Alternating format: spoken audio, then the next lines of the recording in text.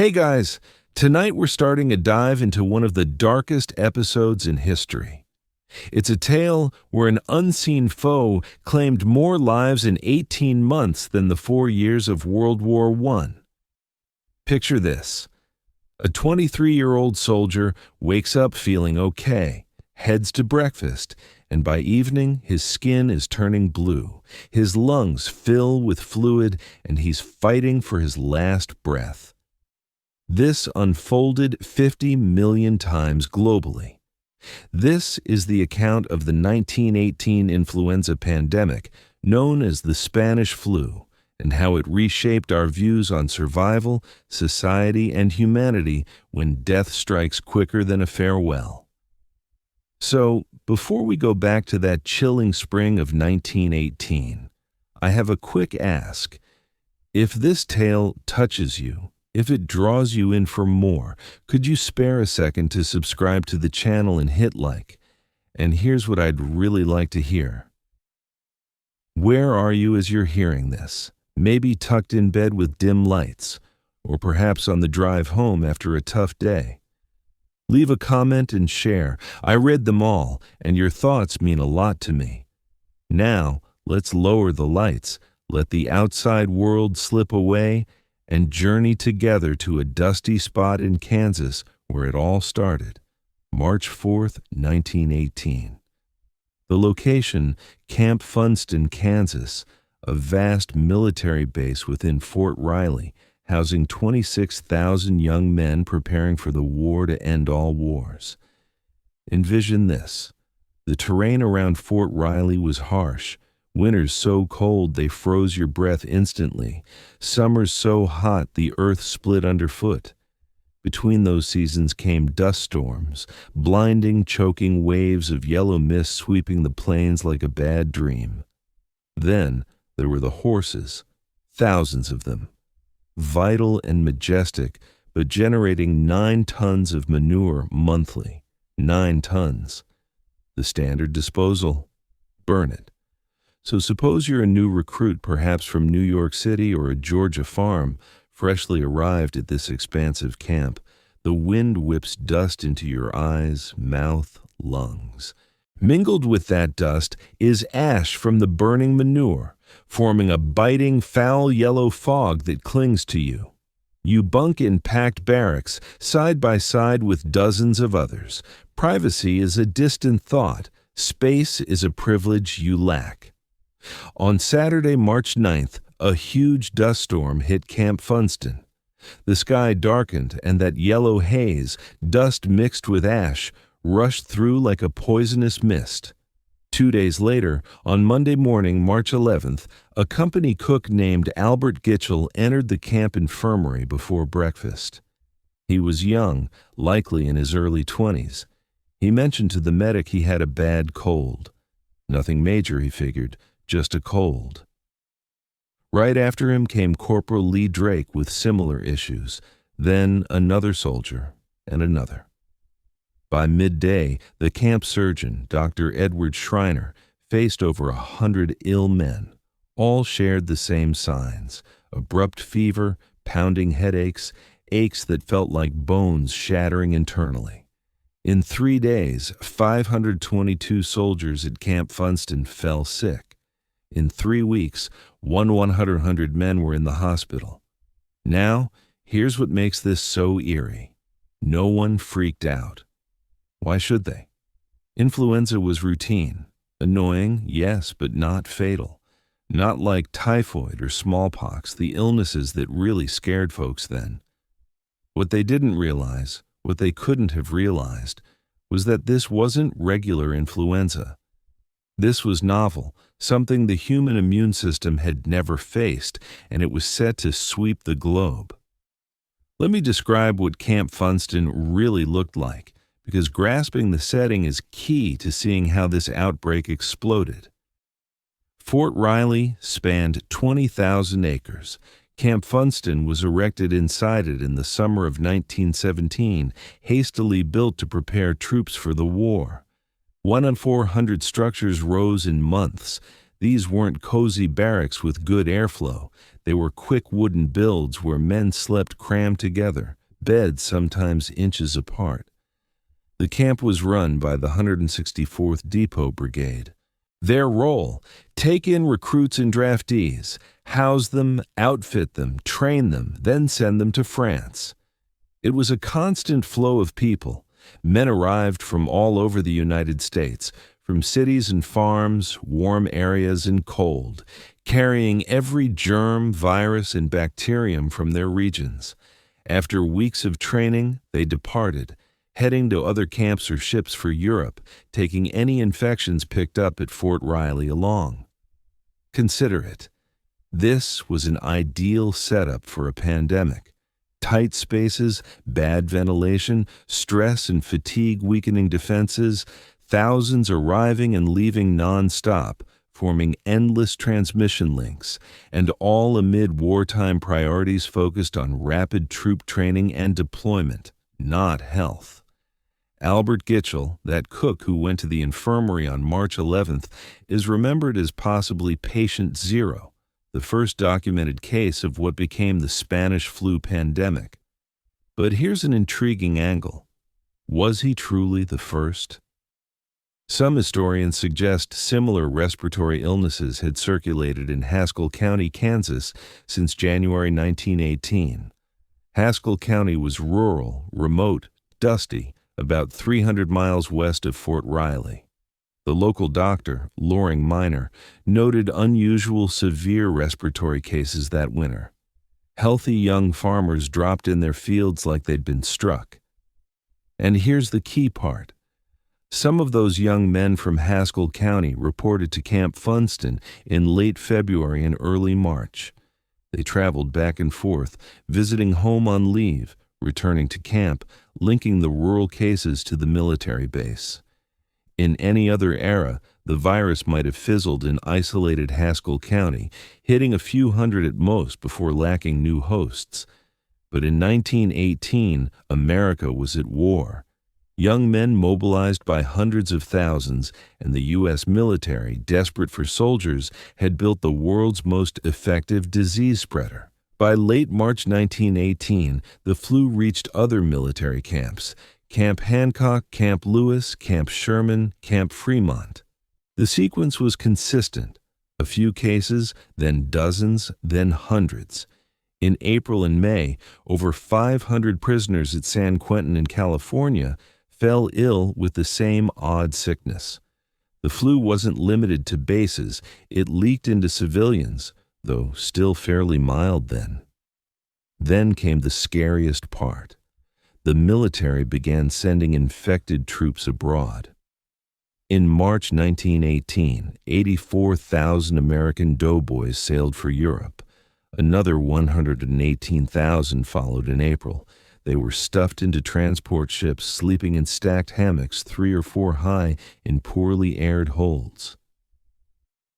The 15th U.S. Cavalry, crossing the Atlantic, reported 36 influenza cases on board. 6 men died before reaching France, but the ship didn't reverse course.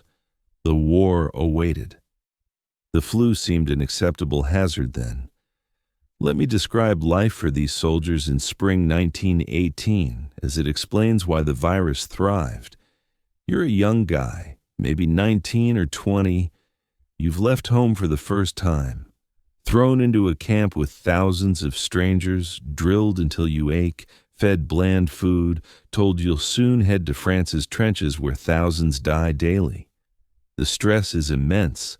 Sleep is poor. You worry about family. You're scared, though you'd never say it. Then you feel ill, a throat tickle, headache, chills. But you skip sick call to avoid seeming weak, to not miss your unit's departure, so you tough it out. You stay in barracks sharing air with 50 men, eat in packed mess halls, drill on the grounds, coughing and sneezing, dispersing tiny viral bits. When you finally collapse, fever raging, you're taken to an already full infirmary.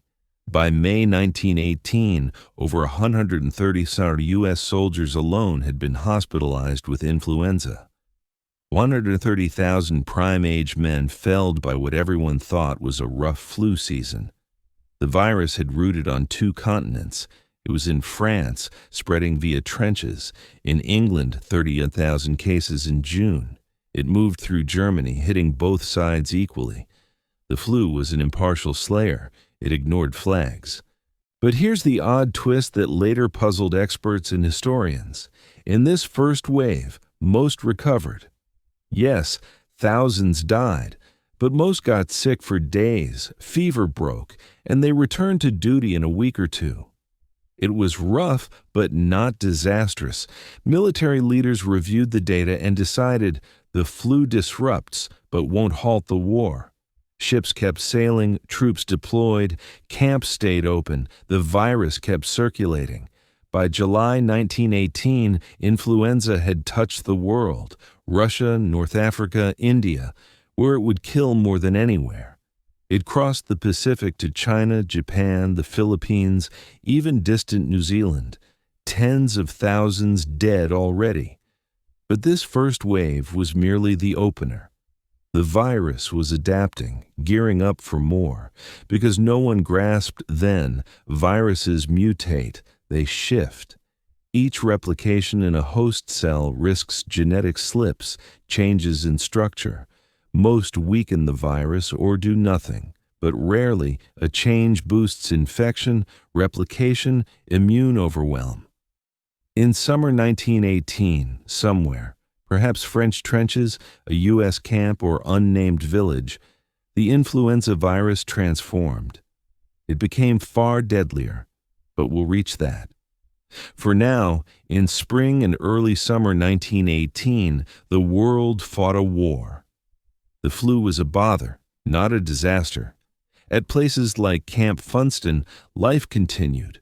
New recruits came, trained men left, dust storms rose and fell, and in thousands of young men's lungs, tiny viral particles replicated, spread, bided time to show their true form.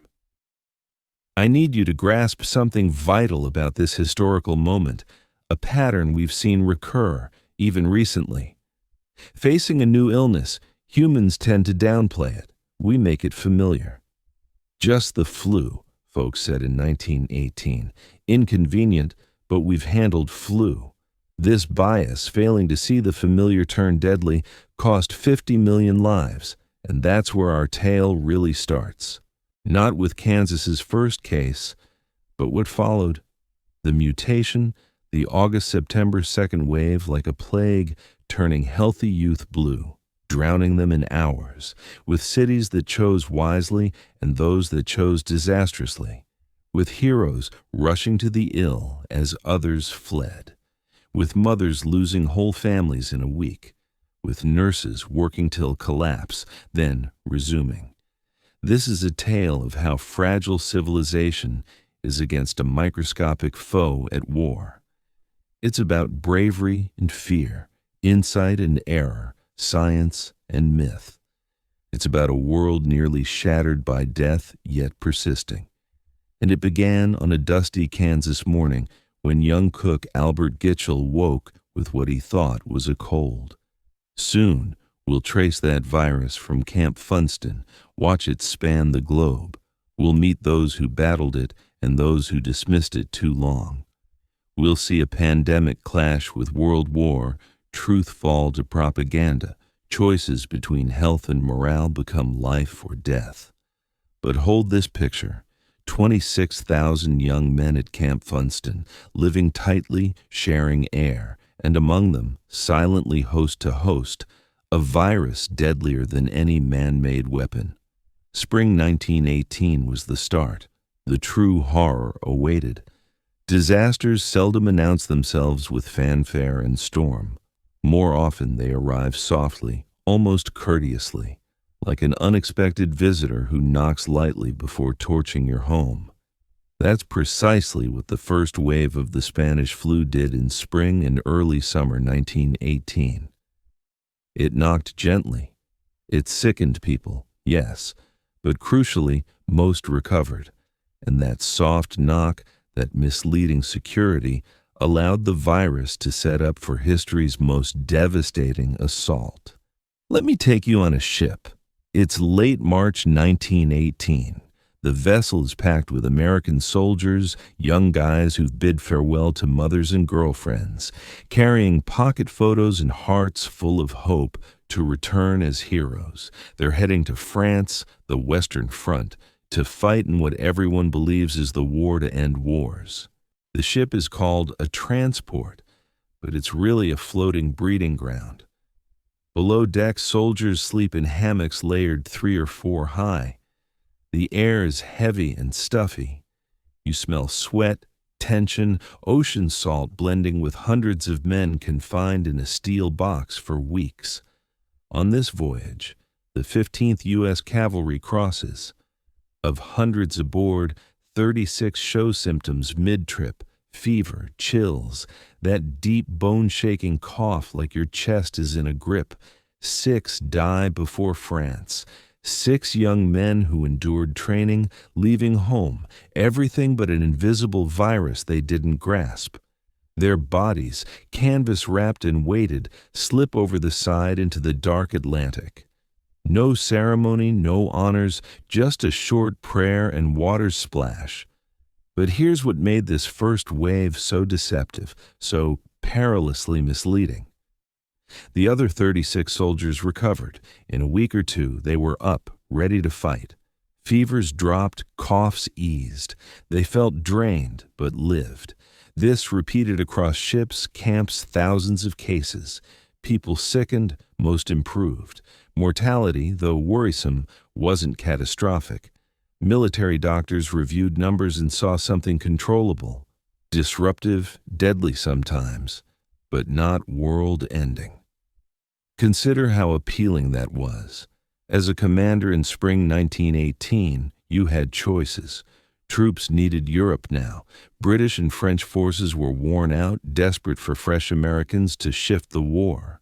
Every delay meant more Allied deaths in trenches. Yes, men got this flu, but most recovered fast. Would you halt the war over a bad flu season? No, you'd do what they did. Keep trains moving, ships sailing, the war effort going. So the virus traveled. On trains from Kansas to U.S. camps, on ships from Boston and New York to French ports, with soldiers to front lines, coughing along. By April 1918, influenza gripped Europe. And here's where it's historically captivating. The virus didn't pick sides. It hit the German army as hard as Allied forces.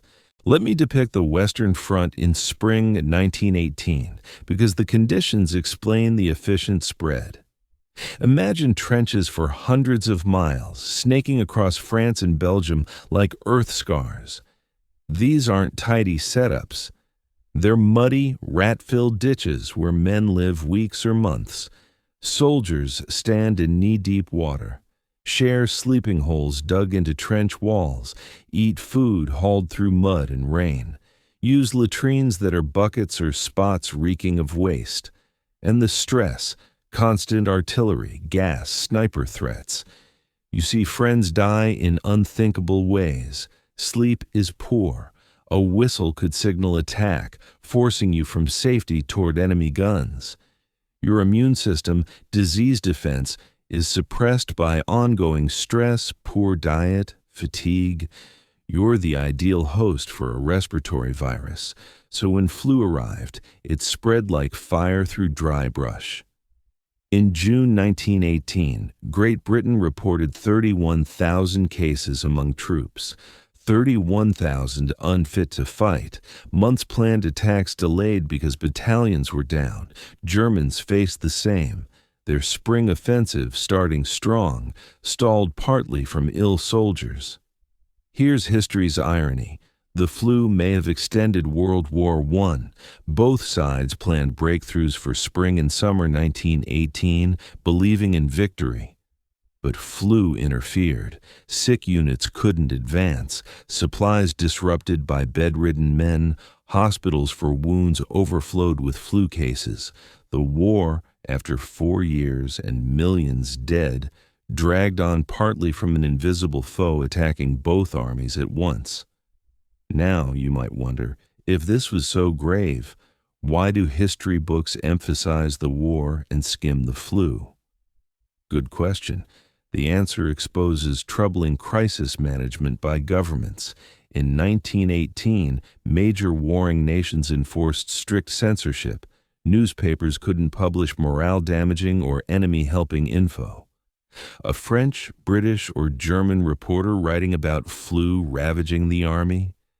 Story censored, stop before public. The line was, all's well, troops healthy, victory sure, don't fret. But one key European nation wasn't warring: Spain. Neutral Spain's papers, free from censorship, covered the outbreak openly. In May 1918, Spanish headlines reported 8 million ill with mysterious flu. Even King Alfonso III caught it, making global news. King's sickening was noteworthy. So, worldwide readers learned of Spain's terrible flu and assumed it started there. Spaniards were outraged. They knew it didn't originate in Spain. They'd read pre-censored reports of France and U.S. outbreaks. But the name stuck. Spanish flu. Unfair, but enduring, because history sometimes buries truth under ease and habit. Let me describe what having the flu felt like in this first wave, because the personal side makes history vivid. You're a soldier in France.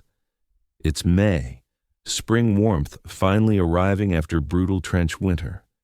You wake feeling off, vague unease. By afternoon, headache, not dull from sleeplessness, but sharp pounding behind eyes, wincing with head turns. By evening, shivering despite your coat. Muscles ache like club blows. Temperature hits 103, 104 degrees F. You head to medical tent. Overworked doctor nods. Flu, he says, commonplace. And it is. You're not unique.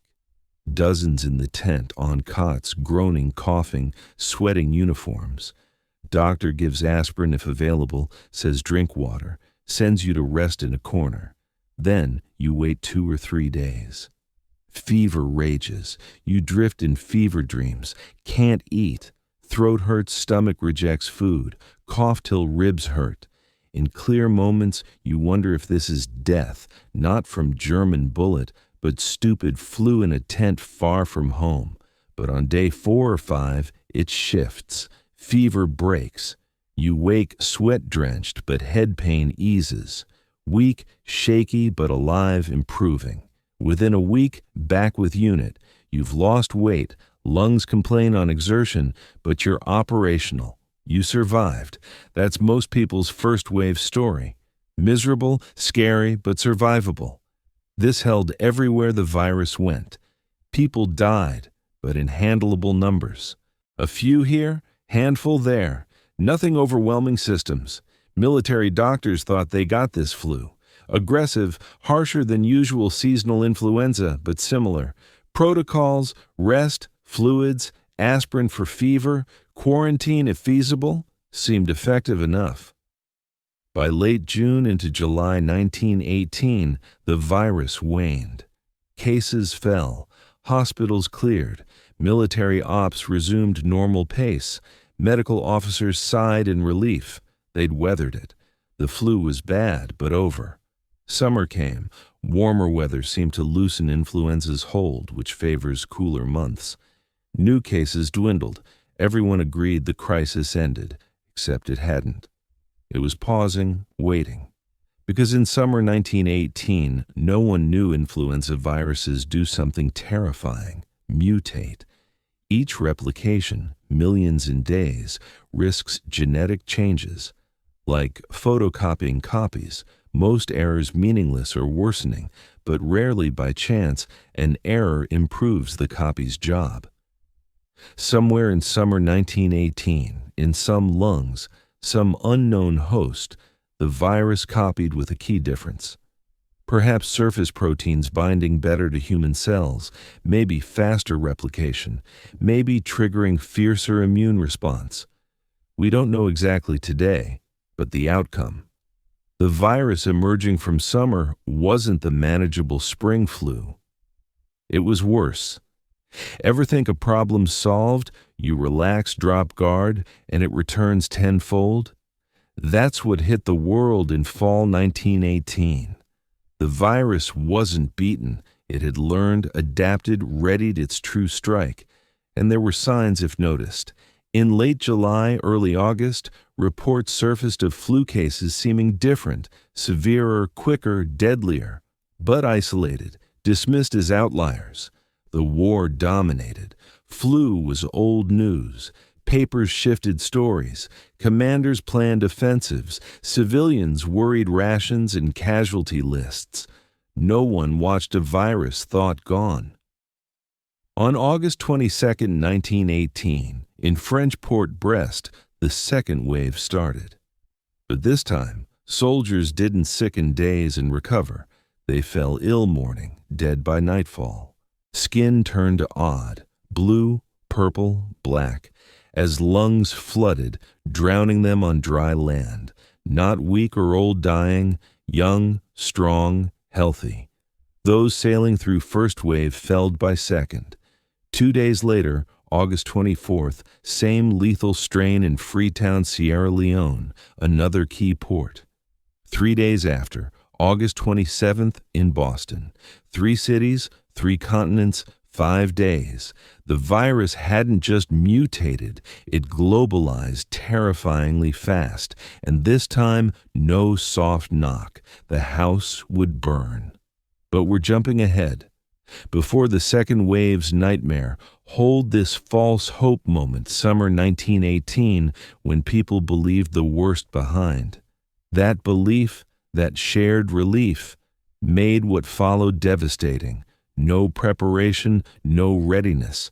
When killing ramped up, it overwhelmed cities in weeks. Spring 1918 showed a new flu circulated. Fall 1918 showed true horror. First wave, warm-up, second, main event.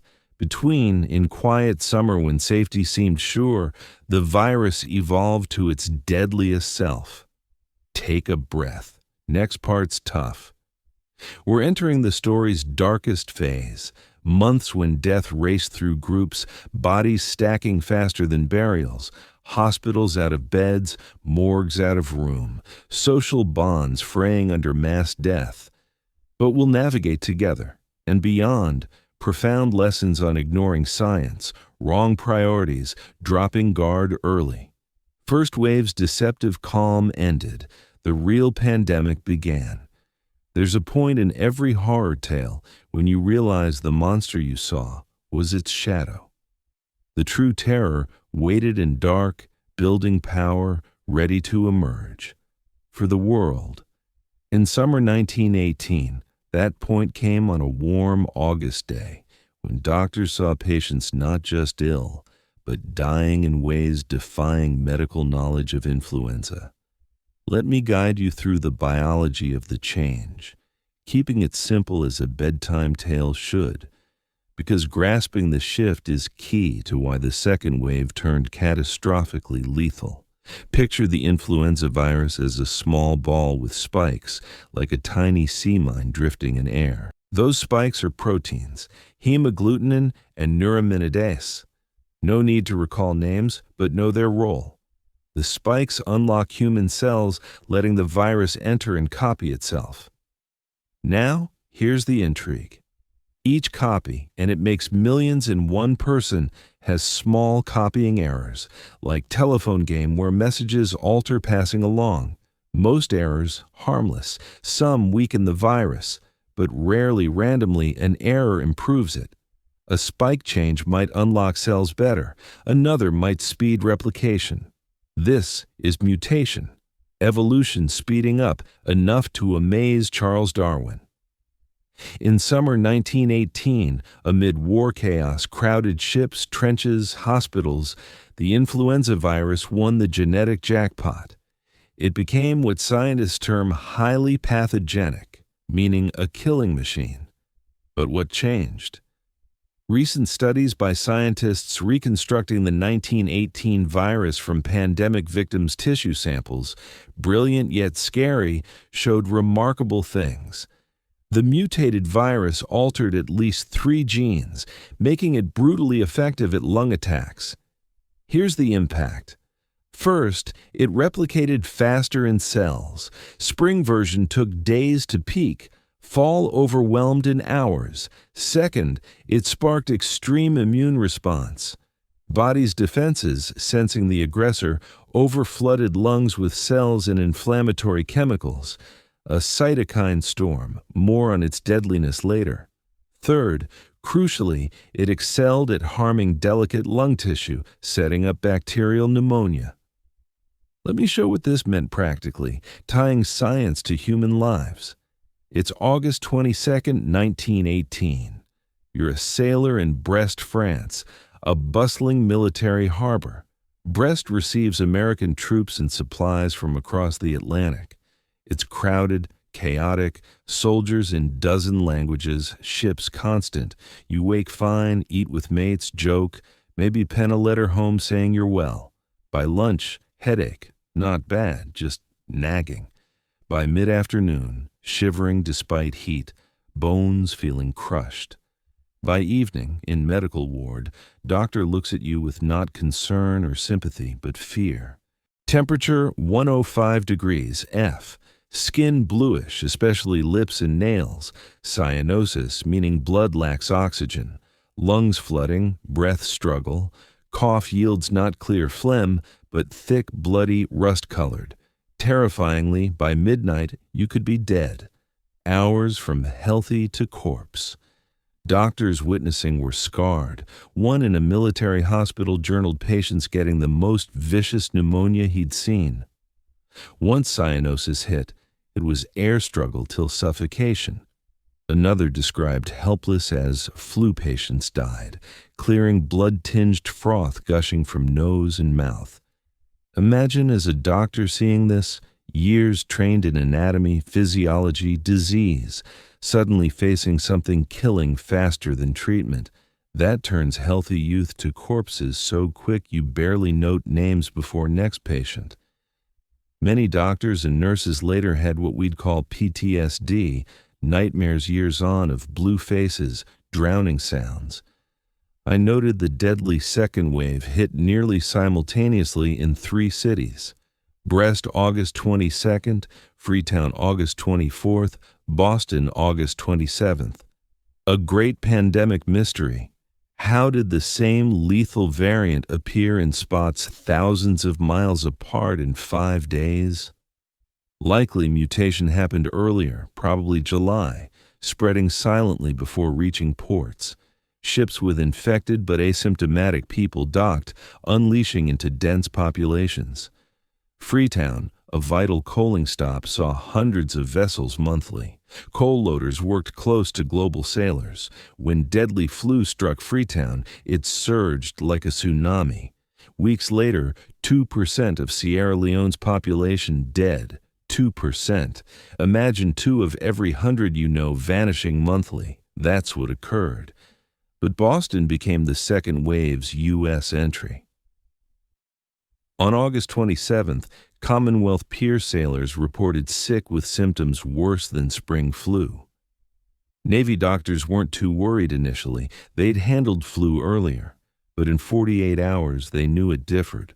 Progression too fast, symptoms too severe, deaths too high.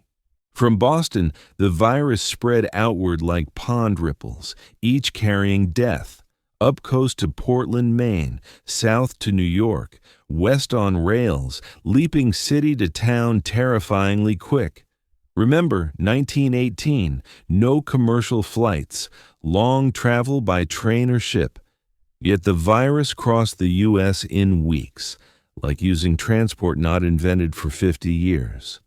What fueled such explosive spread? Factors aligned worst way. First, World War I raged. Hundreds of thousands mobilized, moving camp to port to ship to Europe, each a potential carrier. Second, late summer, early fall, kids back to school, bringing virus home.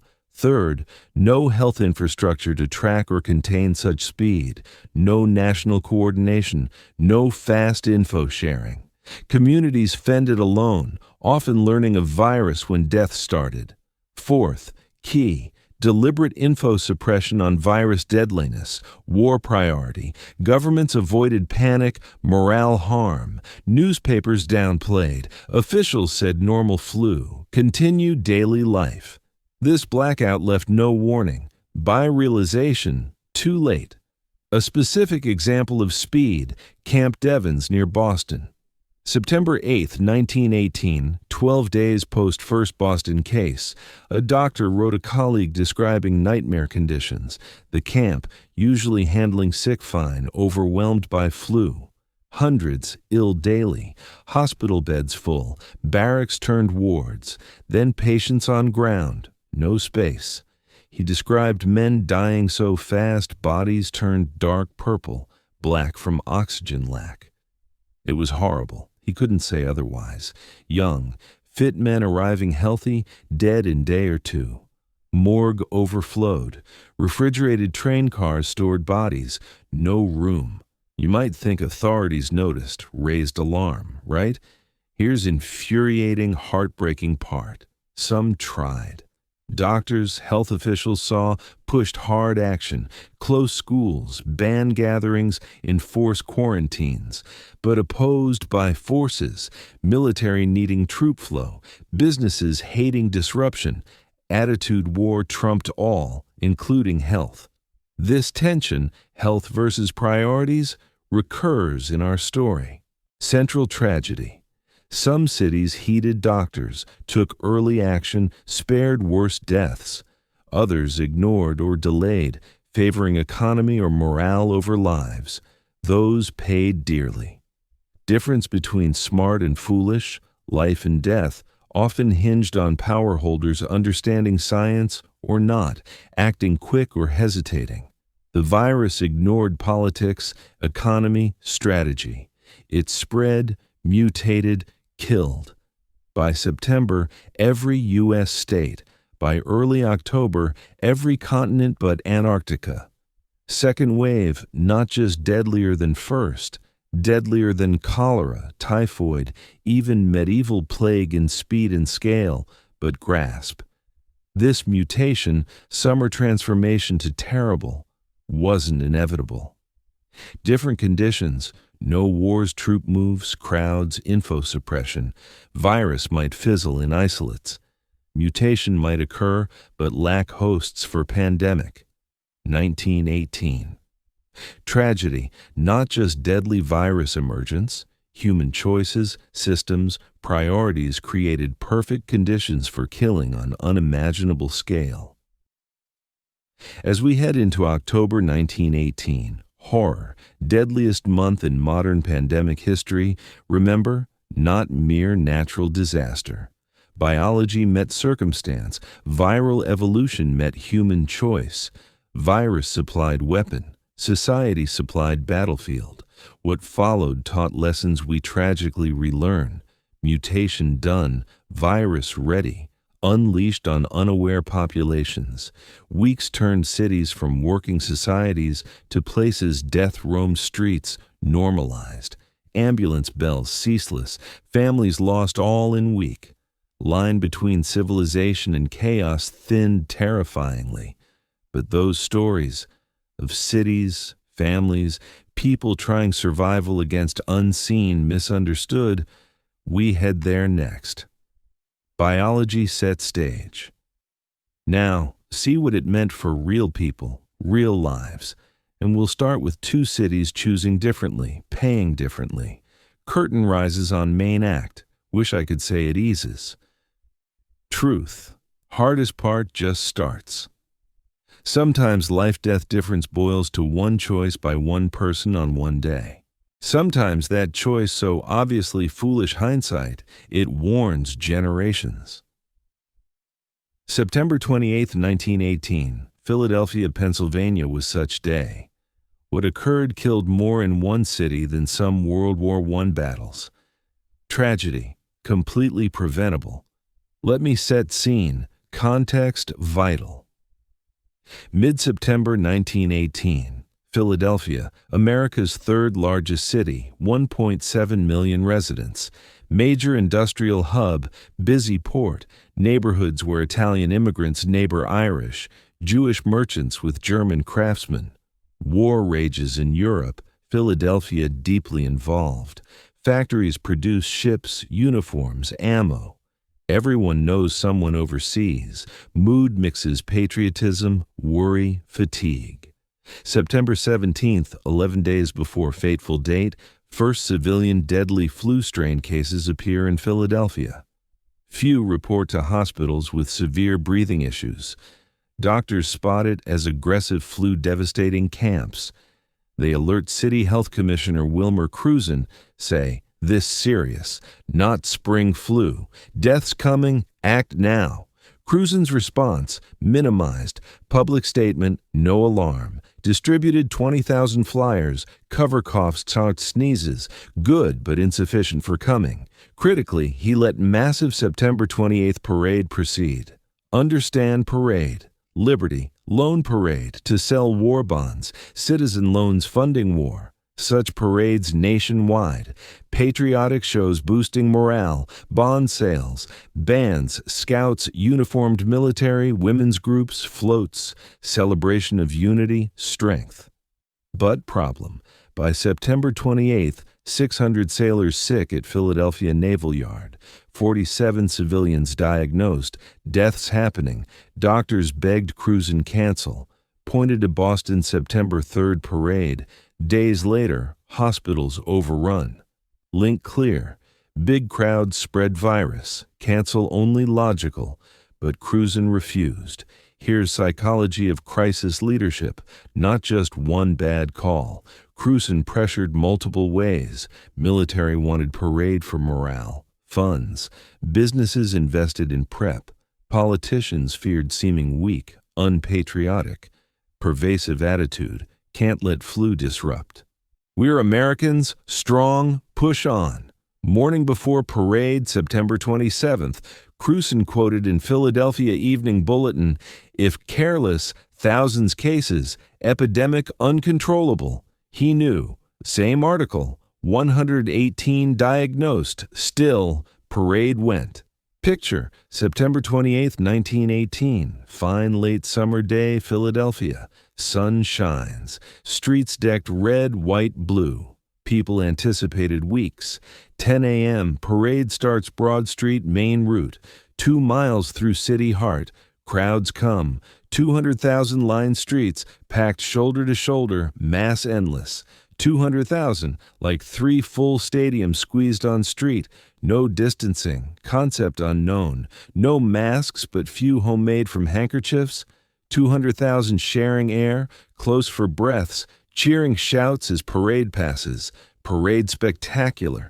Bands play patriot tunes. Soldiers march sync. Scouts carry flags.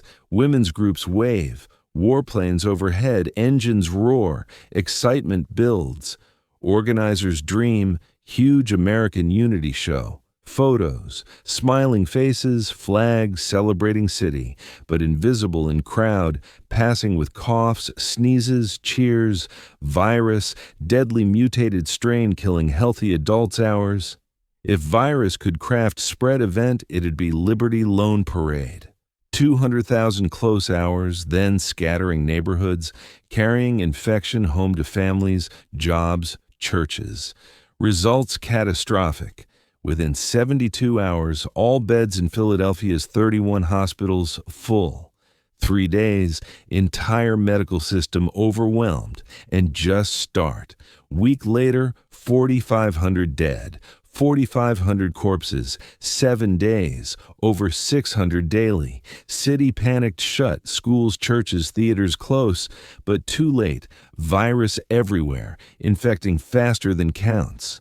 By second week, Philadelphia saw incomprehensible death. Peak, 759 dying daily from influenza, pneumonia. Over 700 families, worst news in 24 hours. 700 funerals, 700 bodies collect, store, bury.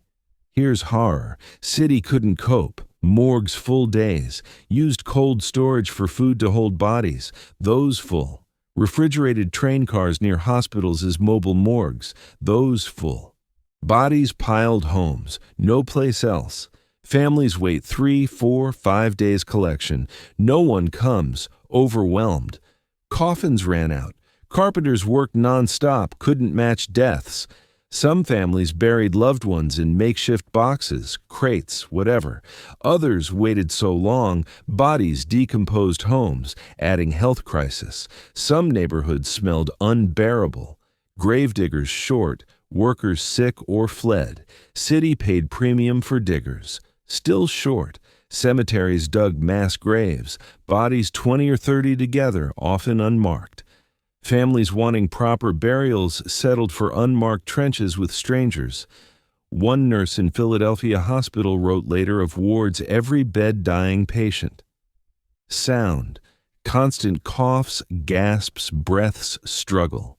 Patients' faces blue-black, lungs fluid. Watching drown-breathing air, eyes terrified, powerless help. Nightmares years. Cities' phones swamped calls. Husband sick, send doctor. Children dying, send help. Body in house, send collector. But not enough doctors, nurses, ambulances, anything. Medical students pulled school for hospitals. Untrained women volunteered emergency nurses. Churches, schools turned wards. Nothing enough. Throughout, Commissioner Wilmer Cruzen knew he'd been warned. Told parade would spread, chose ignore. Fairness to Cruzen, not sure he deserves. He wasn't alone. Mayor, businesses, military-backed, but health commissioner, public health his job. He failed spectacularly deadly. By epidemic subsiding late October, Philadelphia highest mortality major U.S. city. 748 per 100,000 died from flu complications. Perspective. Today, Philadelphia, 1.6 million, same rate 12,000 dead weeks. Imagine 12,000 funerals, families shattered, all preventable by canceling parade. But haunting question then, now. Why Cruzen decide? Why parade over health? Answer complex, uncomfortable. Part ignorance, despite warnings, didn't grasp deadliness. Part pressure, from powerful to keep normal. Part hubris, belief American grit overcomes virus. Part misunderstanding pandemics. Cruzen thought positive thinking, patriotism fight virus. Learned late. Viruses ignore parades, morale, pride. Philadelphia tragedy, heartbreaking, more knowing families destroyed. Cases, whole households wiped. Mother, father, 3 kids dead, 10 days. Young couple wed 6 months, both dead week. Elderly man survived, lost wife, daughter, son-in-law, 2 grandkids.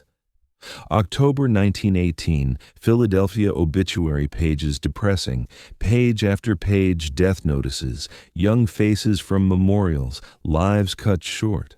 Worse, Philadelphia not unique holding gatherings despite warnings, similar in other cities. But Philadelphia example, cautionary case study what not do pandemic. Public health schools today, century later, teach Liberty Loan Parade as worst U.S. public health decision. Wilmer Cruzen's name endures, not hero, but warning. Liberty Loan Parade raised lots war funds, no exact figure, but millions bond pledges. Success 1 cent, war on, bonds sold. Worth it? Any money worth 748 per 100,000 deaths, mass graves, refrigerated corpse cars, orphaned kids, trauma-scarring city, not just historical. Questions every crisis trading economy, health, morale, safety, want versus need. Philadelphia 1918 wanted parade, feel normal, celebrate, show spirit. Leaders gave want over need, thousands died. But Philadelphia half story. Same time making worse choice, another city chose different. Looked same threat, virus, pressure, normal, took radically other path. Because courageous, wise leaders saved thousands. That city, St. Louis, Missouri. Man saved it. German-American doctor risked career. Reputation to science said right. That's where story goes next.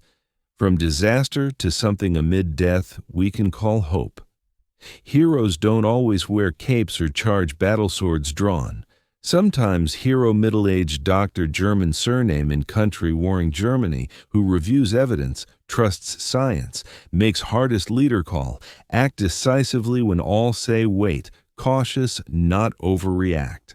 In October 1918, while Philadelphia drowned death, another U.S. city wrote different tale. All thanks one man's courage, say no. His name, Max Starkloff, born Maximilian Karl von Starkloff, Germany, immigrated young. By 1918, St. Louis Health Commissioner years. Respected, experienced, importantly, attentive. While others pretended spring-fall flu same, Starkloff read every report, corresponded doctors other cities, tracked virus U.S. movement. What he saw scared him. Imagine Max Starkloff early October 1918, German-American and city-high anti-German feeling. 2 years prior, St. Louis mobs renamed German streets patriotic. Some cities attacked German Americans. Man lynched Illinois suspected pro-German. No decision scrutinized not just medically, but ethnically. If controversial choice wrong, enemies say because German, undermining America secretly. Yet when time, Starkloff didn't waver. October 5, 1918, first deadly flu civilian cases, St. Louis. Not hundreds, dozens, just few sick matching reports other cities. Most officials wait, say see develop, not overreact. But Starkloff watched Philadelphia, Boston casualties. New visible disaster, too late stop. So October 7th, 2 days post first cases, acted. No permission sought, no committee, no mayor wait. Used full authority. All schools close immediate, movie theaters close, pool halls close, public gatherings over 20 banned, churches services only open doors, windows ventilation, limited attendance, funerals restricted, city lockdown, reaction immediate, furious, businesses angry. How dare health commissioners shut livelihoods few cases, religious leaders offended, can't close churches. People need worship, especially crisis.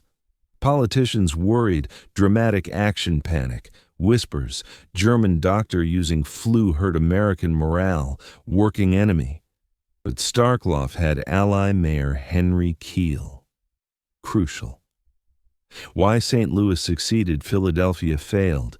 Keel could overrule, say too extreme, scale back. Instead, backed fully.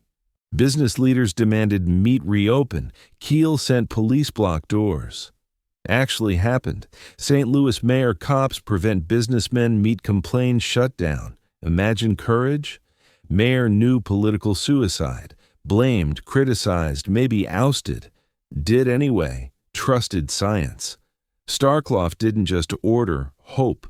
Launched strong education campaign. Full-page ads every major St. Louis paper. Not stern warnings, detailed how influenza spreads, self-protect, symptoms watch. Starkloff knew key. People comply restrictions, better understand reasons. Treated St. Louis citizens intelligent adults grasping science, not kids protect scary info. One ad explained fresh air, exercise, balanced diet health, how virus spreads respiratory droplets, even homemade mask instructions.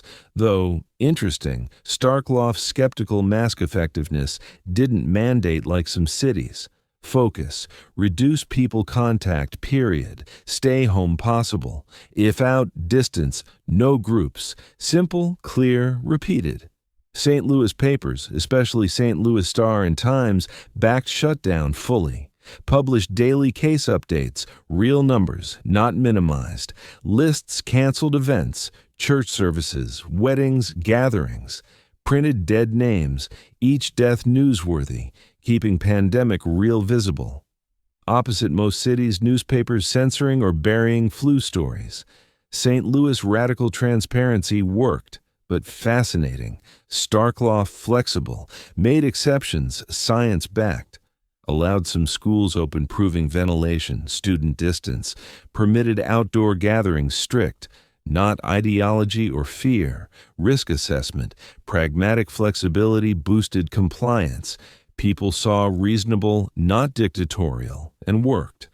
While Philadelphia's 759 daily deaths peak, St. Louis fraction. Total mortality, St. Louis 358 per 100,000. Compare Philadelphia 748, St. Louis less half death rate. Concrete, thousands lived who die, Philadelphia approach. Perspective, first 6 months pandemic, deadliest, Philadelphia lost. 12,700 influenza pneumonia, St. Louis, slightly smaller population, 5,700, different 7,000 lives, 7,000 mothers, fathers, kids, grandparents breathing, living, loving, one doctor right call right time. But important, St. Louis not entirely spared, still suffered. People died, hospitals strained, difference, death manageable wave, not tsunami. Health workers cared patients, not watch die. Families got medical for sick. Bodies buried dignity, not mass graves. City bent pandemic weight, didn't break. Fascinating graph epidemiologists showed teaching. Flattening curve compares Philadelphia St. Louis death rates time. Philadelphia sharp terrifying spike. Huge deaths few weeks. St. Louis longer, much lower. Deaths spread, never catastrophic. Total under curves, total deaths dramatically different. St. Louis proved early aggressive saves lives. Not some, thousands. But story complicated, honest because history rarely simple. St. Louis fall 1918 success overconfident. Late November cases dropped significantly. Epidemic seemed over. Businesses closed weeks. Desperate reopen. People tired restrictions. Immense pressure. Starkloff lift shut down. November 14th did. Schools reopened. Theaters reopened. Life neared normal. Guess what? Virus roared back. Third wave hit St. Louis winter early spring 1919. Severe. City reimposed restrictions. Many fall saved lives lost winter. One great 1918 lesson. Lift restrictions early undoes good work. Maintain vigilance till pandemic truly over, not just cases temporarily drop. St. Louis learned hard way. Though even third wave, total mortality significantly lower cities, never strong measures first place. Let me tell one thing Starkloff did brilliant. Closing schools, not just send kids home forget. Organize teachers check students regular, ensure families food, sick got care. Schools community centers, distribute info supplies, even classes canceled. Smart public health. Can't lock people? Walk away. Support through crisis. Starkloff worked Red Cross mobilized volunteers. Women basic nursing trained went door-to-door check families, deliver food quarantined, care sick whose families overwhelmed. Community approach safety net caught many might fall cracks. Model still studied public health, top-down authority with grassroots support. What moves me, St. Louis story, almost didn't happen. Starkloff huge opposition, resignation calls. Some council try override orders. If Mayor Keel wavered, listen business not health commissioner, St. Louis another Philadelphia. Difference thousands deaths versus lives saved, political courage. Mayor take heat right thing, health commissioner risk career, reputation science. And here's under-discussed. Starkloff right not just closing, but when. Acted handful cases. Philadelphia waited hundreds sick. Timing difference, few days, all difference. Like wildfire stop, act first smoke, contain. Wait flames, lost. Starkloff saw smoke, acted. What happened Max Starkloff after? Continued St. Louis Health Commissioner many years, became national public health figure, respected decisive crisis action, but also controversial, shut down city what many insisted just flu. Even after evidence overwhelming actions saved thousands, some refused credit, said overreacted. Burden leaders make right unpopular decision often carry, rarely thanked proven right. Think contrast Wilmer Cruz in Philadelphia, Max Starkloff St. Louis. Both doctors, health commissioners, same virus, same pressure keep cities normal. But one prioritized short-term normal, economy. Other, long-term health. One listened politicians, business, other scientists, data. One history cautionary, other effective crisis leadership model, uncomfortable truth, real time. October 1918, most say Cruz unreasonable, Starkloff overreacting. Most newspapers praised Philadelphia determination keep running, criticized St. Louis extremes. Only retrospect, body counts tallied, statistical analysis, Starkloff wisdom undeniable. Curse preventive action, works, people say overreacted, catastrophe prevented never happens, save thousands, complain closed favorite restaurant weeks. What lessons, what learned St. Louis beyond 1918? First, act early, don't wait crisis obvious, then too late. Second, trust science. Starkloff decisions best medical evidence, not political convenience or economic pressure. Third, communicate clear. People comply restrictions, understand why necessary. Fourth, provide support, can't lock people, help survive. Fifth, courage. Right decision often unpopular. Leaders accept criticism necessary. St. Louis story, many ways most hopeful entire 1918 pandemic. Proves pandemics not unstoppable nature forces. Human choices matter. Leadership matters. Science matters. Single-person courage act decisively. Backed political leaders take heat right thing, save thousands. Story so much death, tragedy. St. Louis reminder disaster not inevitable. Choose differently. Do better. But even St. Louis proving early works, rest America descended chaos.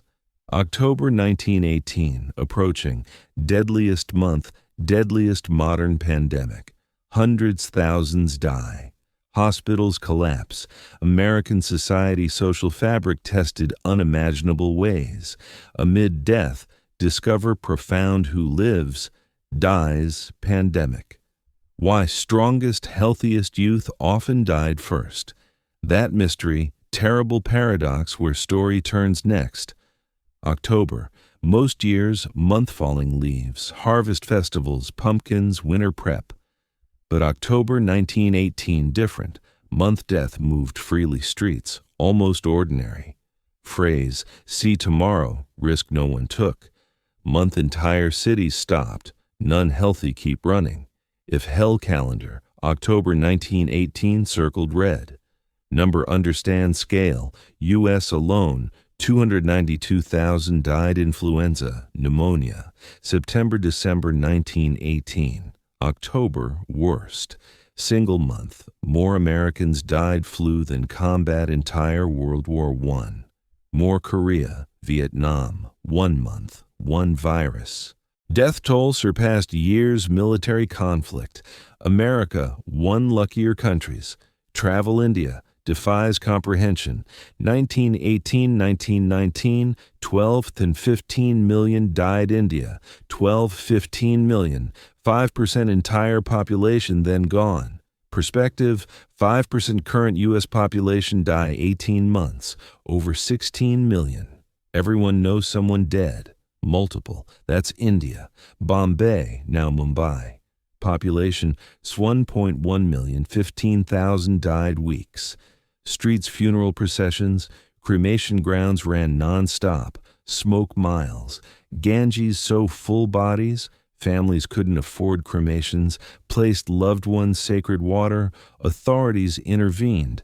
Not health crisis, complete societal breakdown, but bring intimate, personal. Because stats, shocking, numb. Numbers cease feeling people. Suppose medium U.S. city, not Philadelphia or St. Louis between, tried precautions but overwhelmed. Wake October 1st, neighbor sick. October 3rd, dead. October 5th, family 2 doors lost.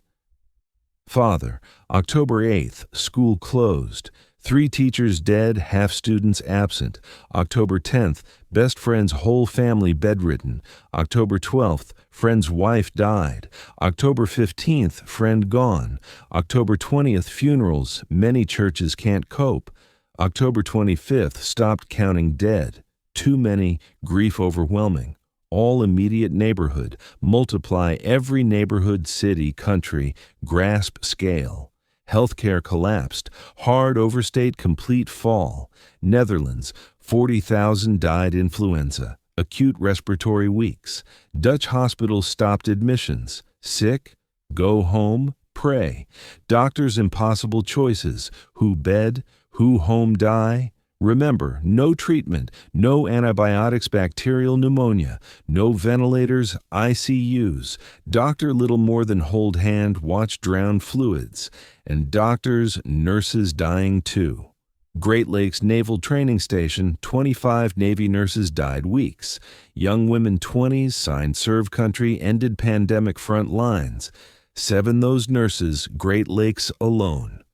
One nurse, Josie Brown, survived, later described projectile nosebleeds shooting room. Had Dodge, said, or someone's nose bleed you.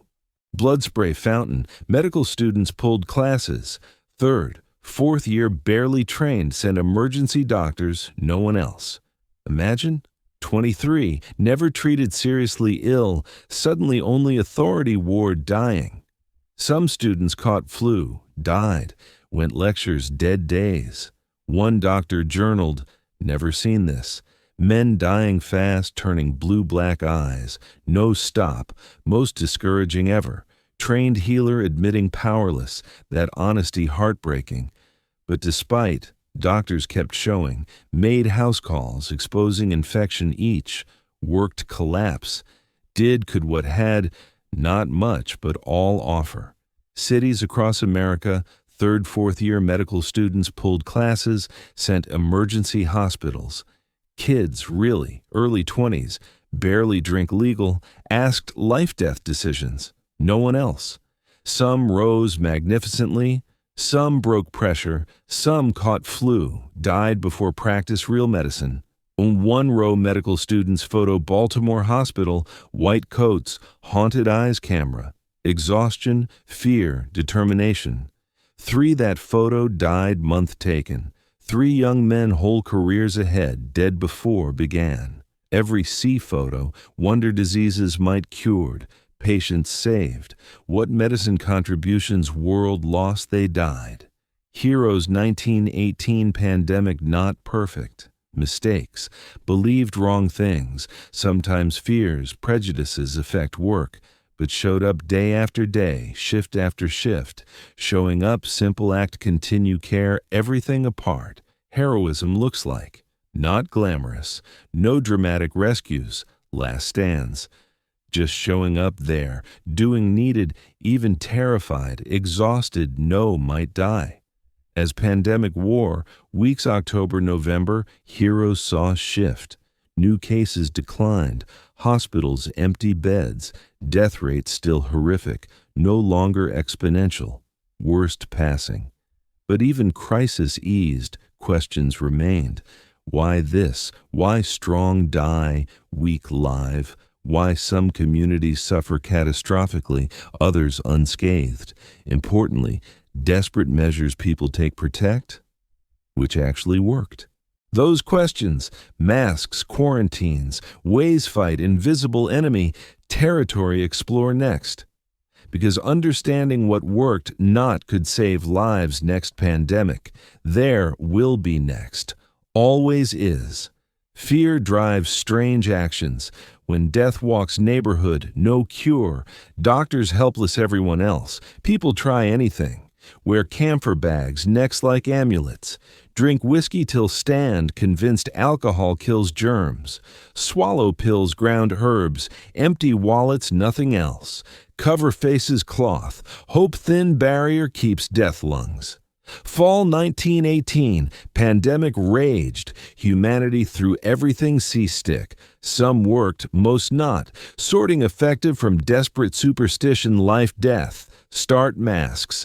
1918 mask story fascinating, eerily familiar recent times. September 1918, second wave hit U.S. cities. Health officials recommended, sometimes mandated, gauze masks public. Theory sound. Flu spreads respiratory droplets. Cover mouth, nose, reduced transmission. Simple, logical, obvious. Except, didn't quite. San Francisco became Mask Capital America. Mayor, California governor issued strong mask statements. Governor William Stevens said patriotic duty, every American wear mask. Patriotic duty, not health tip, civic obligation tide war, American identity. San Francisco eventually mandated legally. Caught public no mask, fined $5 $90 today, serious penalty. San Franciscans largely complied. Photos, streetcars full masked people, police masked directing traffic, shopkeepers masked serving, even outdoor gatherings, weddings, funerals, all masked, socially unacceptable public no mask. If did, people yell, shame, report, peer pressure intense. But problem, masks terrible. Ordinary gauze, folded 4-6 layers, tied strings, not fitted, gaped sides, dampened breath minutes, reducing effectiveness. People wear same days no wash, turning bacterial petri dish face. Importantly, gauze pores much larger viral particles, like keeping mosquitoes' house chain link fence. So, masks work? Answer complicated, frustrating. Some contemporary studies suggested slight help, others no benefit. Interesting study, Great Lakes Naval Training Station found hospital corpsmen masks, higher infection rate, no masks. 8.3% versus 7.9%. Might, because mask wearers' higher risk situations, or constantly touch faces adjust, or statistical noise. Definitely not dramatic protection officials promised. Truth. Cloth masks some benefit, but not much 1918 hoped. Modern research, multi-layer cloth blocks some droplets, especially large viral load, but not effective aerosols. Tiny particles float hours. 1918. People not understand droplet versus airborne. Thought mask, wear, safe. Led people masks crowding in closed spaces thinking protected. Not. Milwaukee, Wisconsin, different approach, instructive. Health Commissioner Dr. George Ruland, skeptical mask mandates. Instead, focused what now social distancing. Moment first cases, Ruland shut everything. Schools closed, saloons closed in beer-famous city, bold closing saloons. Public gatherings banned. Ruland covered city ads urge stay home. Stay home can. If out, distance others. No groups. Worked spectacularly. Milwaukee lowest death rate major U.S. city pandemic. 0.6% population died versus 2-3 times higher others. Ruland proved no need masks if keep people apart. Separation, effective filtration. But keeping apart harder, asking wear masks, especially society values freedom, economy. Milwaukee success cost, businesses suffered, people complained. Ruland criticized, threatened, but saved thousands. Wonderful detail. Milwaukee experience shows measures effectiveness, human need normal. New Year's Eve, 1918-19. After pandemic subsided enough lift some restrictions, dance halls reopened.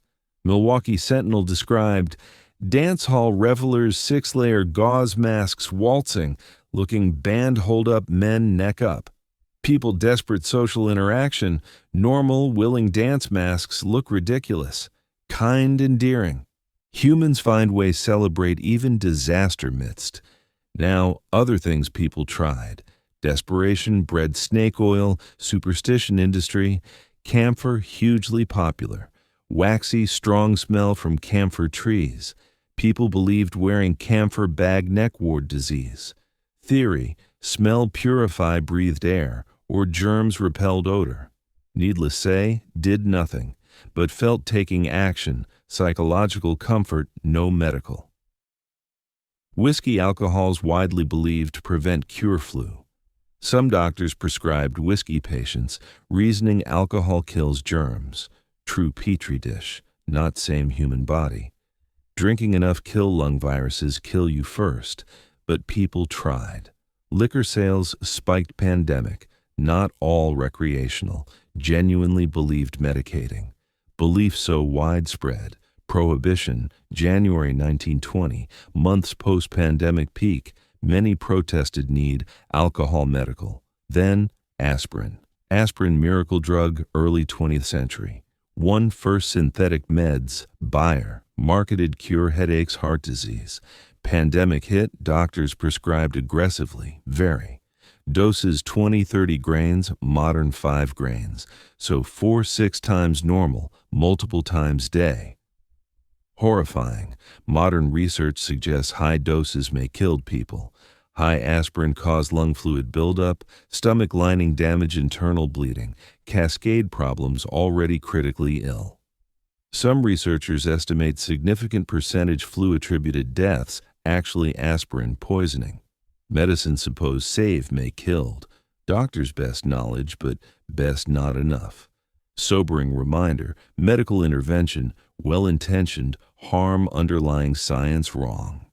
Various supposed preventatives ranged useless, harmful. Some wore onions pockets, hung homes, believing onions absorb disease air. Some gargled saltwater hydrogen peroxide, probably no hurt, but no help. Some avoided fresh air, thinking disease outside. Sealed windows, stayed stuffy rooms, actually worse. Ventilation best reduce indoor viral transmission. Some opposite, flung open windows even winter, nearly freezing, but least good airflow. Vaccines developed, deployed, but catch, wrong thing. 1918, scientists not know influenza virus. Virus identified 1933. 1918, thought bacterium Bacillus influenzae, now Haemophilus influenzae. Made vaccines against bacterium, gave thousands. Vaccines, nothing prevent flu. Targeted wrong. But time, people not know. Got shots, felt protected. May led fewer precautions. One city tried particularly strict, Seattle. Not just mandated masks, made spitting public illegal serious penalties. Police carried gauze, hand anyone caught coughing, sneezing, no cover. City published newspapers lists, arrested violating mask ordinances, spitting laws. Public shaming compliance tool. Seattle did reasonably well mortality. Though whether strict measures or factors like timing, population density, hard say. Question what actually worked. Scientists studied decades post-pandemic. Landmark 2007 study Proceedings National Academy Sciences analyzed 43 U.S. cities' data, looked effective interventions. Findings clear. Cities, multiple non-pharmaceutical interventions, school closures, public gathering bans, sick quarantine, theater business closures, implemented early had significantly lower death rates. Timing crucial. Cities acted days. First cases did much better, waited week 2. Study also found cities lifted restrictions early, experienced resurgent waves, sometimes killed many original wave. Total area under curves, total deaths dramatically different, doesn't matter. Fact by 1920, Spanish flu, distinct, extraordinarily deadly pandemic gone. What remained influenza, regular seasonal disease, still dangerous, capable killing vulnerable, but no longer civilization-threatening monster, 1918. Why end? One great question's pandemic history. Honest answer, not entirely sure. No single reason. Multiple factors combined finally control. First, immunity. By early 1920, enough survived or died virus, not many susceptible hosts left. Virus burned populations, ran easy targets. Called herd immunity. Term politicized recently, but concept sound. Enough immune population, virus can't spread efficiently. Second, virus evolved less deadly forms. Monsters killing 48 hours replaced cousins sickening week 2. Still dangerous, not apocalyptic. Third, societies adapted. People learned bitter experience behaviors spread virus, protect, even no formal restrictions. People cautious, avoided crowds flu season, stayed home sick, washed hands more. Behavioral changes multiplied millions. People reduced transmission significantly. Fourth, speculative interesting seasonal factors. Spanish flu, deadliest waves fall spring, typical influenza. Summer months warmer weather, more outdoors excellent ventilation, naturally suppressed transmission. By summer 1920, far enough seasonal pattern virus couldn't maintain pandemic spread. But no certain, ending not clean. No moment everyone agreed pandemic over. No official declaration, no victory parades defeating virus. People too exhausted, wary crowds, just faded. Cases dropped no longer overwhelming health systems. Deaths declined above normal, but no longer catastrophic. Life slowly returned, resembling normal, but different normal. World changed. Let tell pandemic fatigue, crucial understanding period.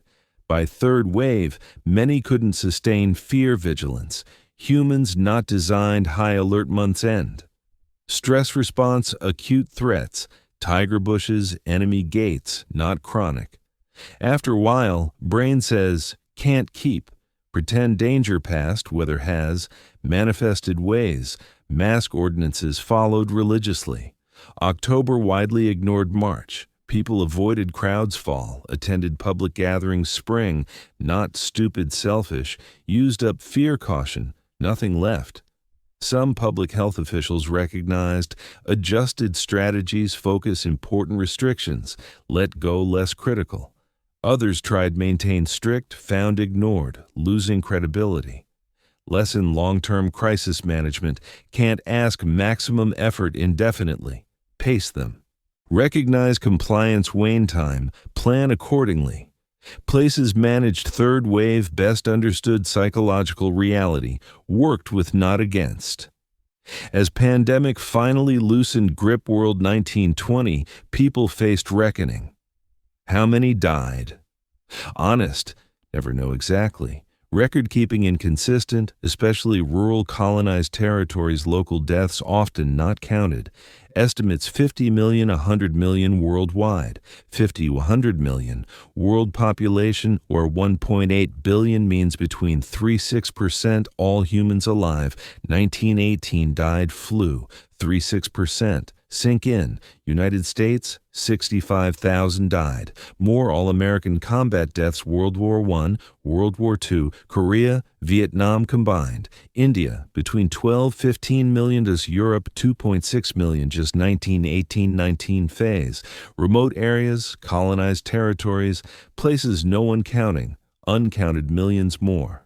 Spanish flu, deadliest pandemic modern history, depending calculation, possibly all human history, but numbers, talked, become abstract certain scale. 50 million death statistic, one death tragedy, ground something concrete.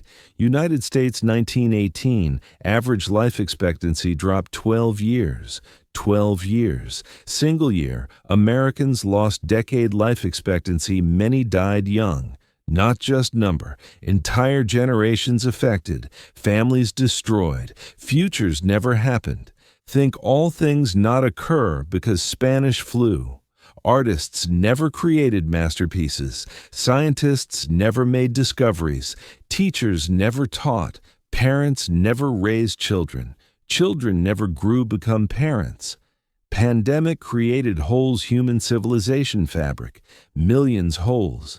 Can't even see most, don't know what of there. Survivors carried scars, physical, psychological rest lives. Some survived severe cases, permanent lung damage, lived chronic respiratory problems. Some developed neurological complications, plagued decades. Some left PTSD, unable shake memories watching loved ones die, being sick, convinced dying, living months death everywhere. But also resilience. Communities banded, survived pandemic, remained bonded afterward. Friendships forged, crisis proved durable. People discovered own courage, strength worse times, carried self-knowledge forward. Pandemic terrible, also revealed people capable, endure unimaginable loss, still find ways, care each other, hope, rebuild.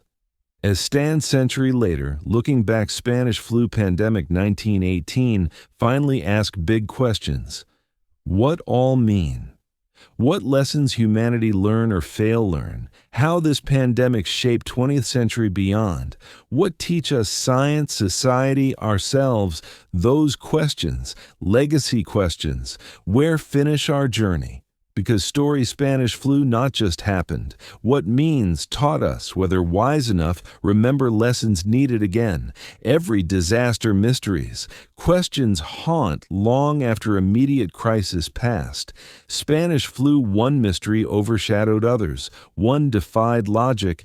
Terrified doctors made pandemic feel violation natural order. Why young, healthy die, old, weak survived? Why being strong become death sentence? Not just academic question, personal. Meant soldiers survived bullets, poison gas, died flu. Meant pregnant women prime died, grandmothers lived. Meant society depended, workers, parents, caregivers, filling graves. Understanding paradox crucial. Not just making sense 1918, understanding bodies betray right-wrong pathogen. Let's show normal influenza mortality looks like. Imagine graph horizontal axis age, vertical death rate, typical seasonal flu, get epidemiologists call U-shaped curve. High mortality infants, very young children, immune systems developing. Low mortality, healthy adults. High mortality, elderly, immune systems, weakened age. U-shape, consistent, reliable, considered fundamental infectious disease patterns. Flu kills vulnerable, strong survive. How works? How always worked until 1918. Mortality curve, Spanish flu, not U-shaped, W-shaped. Still expected peaks, infants, elderly. But middle should valley, low mortality, mountain. Massive spike, deaths ages 20-40. Healthiest, strongest, vital population, dying rates comparable, infants, elderly. W-shaped curve appeared everywhere pandemic struck. America, Europe, Asia, Africa. Not regional anomaly, statistical fluke, fundamental characteristic, particular virus. Let give numbers illustrate bizarre. United States 1918, 1919, 99% all pandemic influenza deaths people under 65. 99%, nearly half all deaths, 47% people between 20-40. Compare normal flu, maybe 5-10% deaths age group. Spanish flu killing young adults, rates 10 times higher expected. Unprecedented history recorded pandemics. Now, before dive why happened, tell meant people living. Imagine parent 1918, 8-year-old daughter gets flu, terrified, children vulnerable, no, but recovers few days. 70-year-old father gets flu, worried, elderly risk, but pulls through, weak alive. Then 25-year-old son, athlete, plays football, never sick, picture health, gets flu, dead 2 days. How makes sense? How brain process, weakest family survived, strongest died. Happening households world, psychological impact overstated, created sense universe broken, nature rules suspended, parents not supposed bury adult children, not natural order, yet happening millions times. Grief compounded cosmic wrongness, feeling something fundamental world works violated. So why? Scientists studying question century. Answers, though not complete. Biology complicated. Spanish flu still holds secrets, but understand enough tell story. Story greatest strength become greatest weakness. How evolution plays cruel tricks. How immune system, marvelous defense network keeps alive, sometimes kill. Let introduce concept cytokine storm. Touched briefly earlier, now understand deeply. Central mystery. When virus bacterium invades body, immune system releases proteins called cytokines. Think cytokines chemical messengers sound alarm coordinate defense, tell immune cells go, attack, aggressively respond. Normal infection, body releases right amount cytokines. Fight invader, not much damage own tissues. But sometimes certain pathogens, immune system overreacts. Releases massive cytokines, storm. Storm triggers aggressive immune response immune cells start attacking not just virus-own healthy tissue. Spanish flu case happened lungs. Cytokine storm caused immune cells flood lung tissue causing massive inflammation. Tiny air sacs lungs, alveoli oxygen transfers blood, filled fluid immune cells debris, essentially drowned inside breathing air. Now, cruel twist, stronger, robust immune system, more powerful cytokine storm. Young, healthy adults, vigorous, well-functioning immune systems. Encountered Spanish flu virus. Immune system mounted overwhelming responses killed. Elderly people, young children, weaker immune systems mounted milder responses sometimes survived. Very thing supposed protect healthy immune system became weapon killed. Like home security system aggressive burns house stop burglar. But another layer mystery, another piece puzzle scientists recently begun understand. Has do called original antigenic sin, dramatic name, fascinating immunological phenomenon. Here's works. First time encounter particular influenza strain, immune system creates specific memory virus, antibodies generated target-specific strain. Rest life, whenever encounter flu virus, immune system first tries use original antibodies creating new ones, usually helpful.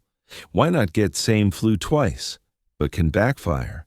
Encounter new flu strain similar not identical first met, immune system might try use old antibodies don't work quite right, actually make infection worse. Immune system fighting wrong enemy wrong weapons, real virus replicates unchecked. Here's really interesting context, 1918. Major influenza pandemic, 1889, 1890, about 30 years before Spanish flu. People exposed 1889 flu children immune memories virus. Scientists now believe immune memories actually made people more vulnerable, 1918 flu. Two viruses similar enough immune system said, oh no, fight this. Deployed wrong strategy, but different enough strategy didn't work. Phenomenon particularly affected children 1889, meaning 20s, 30s, 1918. Exact age group died highest numbers. Meanwhile, born before 1885, immune memories even older flu strains, those memories somehow provided protection. Born after 1900, no previous flu exposure, naive immune systems responded 1918 virus without baggage, incorrect immune memories. Sweet spot maximum vulnerability being between 18-33 years old, 1918. Of course, exactly age most soldiers, workers, new parents, age supposed invincible. Let tell specific case illustrates perfectly. Study military records Camp Funston, where story began. comparing soldiers' different ages. Soldiers 18-21 certain mortality rate. Soldiers 25-30 significantly higher mortality rate. Soldiers over 35 lower mortality rate. Again, danger peaked age 28. 20 years old, age should strongest, healthiest, full life. Most dangerous age 19-18. Now, pregnant women, their story particularly heartbreaking, scientifically important. Pregnancy does something remarkable, slightly terrifying. Immune system suppresses. Body has fetus immunological standpoint foreign tissue, half DNA father. Immune system C invader attack. But pregnancy hormones deliberately dampen immune response. It doesn't happen. Why pregnant women more susceptible certain infections? But here's paradox: Spanish flu. Pregnant women should protected cytokine storms, immune system suppressed. So why die horrific rates? 23-71% mortality, various studies. Answer seems pregnancy made vulnerable, initial viral infection, bacterial pneumonia followed, even protected somewhat cytokine storm. Caught two dangers. Immune suppression let virus replicate unchecked, then later survived initial immune systems partially recovering, potentially triggering late cytokine storms. No-win situation. Data: pregnancy outcomes devastating. 26% pregnant women survived flu, lost babies, miscarriage, stillbirth. Means even survived. 1/4 chance losing child. Some studies showed babies born mothers flu during pregnancy, higher rates, developmental problems, later life. Virus maternal immune response somehow damaged developing fetus, even pregnancy continued. Spanish flu not just kill people, damaged children become next generation. Historian John Barry wrote definitive book Spanish Flu, Great Influenza. Book, Barry analyzes data, concludes pregnant women, single most vulnerable group, pandemic. More vulnerable infants, elderly, people, chronic illnesses. Pregnant October 1918, greater danger almost any other category person. Imagine living knowledge. Imagine pregnant woman watching other pregnant women die, waiting, hoping, praying. Now, every young adult got Spanish flu, died, cytokine storms. Many survived. Why? Here's limits understanding. Genetic factors probably played role. Some people's immune systems genetically predisposed overreact, others not. Viral load probably mattered. How much virus exposed, concentrated exposure? Overall health status mattered, even among young adults. Those better nutrition, no underlying health issues did better. Probably just random chance. Sometimes two people seem identical, every relevant way encounter same pathogen. One dies, one lives, simply cannot explain why. Randomness, unpredictability part made pandemic terrifying. Could not protect virtue, wisdom, preparedness. Young mother ate well, exercised, avoided sick people, did everything right. Could still die. Chain-smoking factory worker lived, slum never saw doctor, might survive without complications. No justice, logic, fairness, chaos. Humans hate chaos, want believe good behavior rewarded, bad punished. Follow rules, safe. Spanish flu destroyed illusion. Let tell one more aspect: age-specific mortality not talked enough. Social impact. Disease kills primarily elderly. Sad but not destabilize society. Those people already lived lives, raised children, made contributions. Disease kills primarily infants, heartbreaking. But society recover. Young parents have more children. But disease kills people 20s, 30s, tears heart society. Workers produce goods, services, parents raising children, teachers, nurses, police officers, farmers. People keep civilization running, dying massive numbers, economic impact staggering. Families lost breadwinners, plunged poverty. Businesses lost workers, had close.